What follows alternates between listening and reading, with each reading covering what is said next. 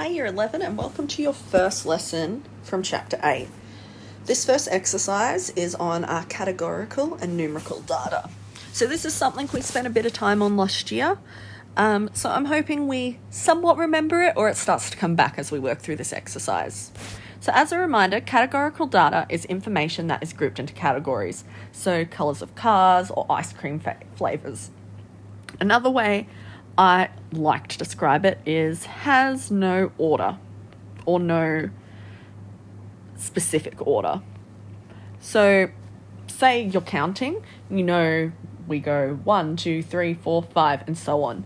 But if I was to ask you to arrange the colour of cars into order, there's a multitude of different ways that you could do this that you think is correct. And it isn't wrong. It's categorical data. Our next one's our numerical data. So this is something that's counted or measured as numbers, such as the number of goals scored or a person's height. And these have an order.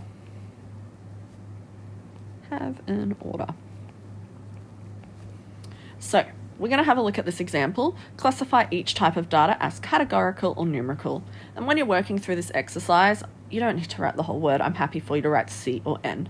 So makes of cars. So when we think about makes of cars, they're talking about Toyota, Nissan, Holden, Ford, whatever else there is. I can't think of any more off the top of my head.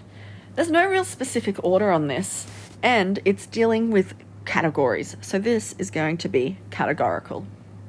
People's salaries. So these are dealing with numbers, and we're actually able to put this in order. Some people might earn 50,000 a year, another person might earn 80,000, someone might earn 100,000. So because we're dealing with numbers and it has an order we can put it in, it's going to be numerical.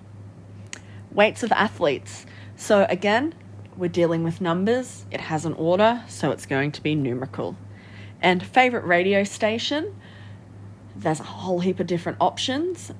There's a whole heap of different ways you could order it on your graph, but there's no specific order. So this one's going to be categorical. This is a pretty straightforward exercise. It's probably not going to take you a lot of time to do. If you get stuck or you start to forget and get confused between the two different types of data, just let me know and I'd be happy to help. Good luck.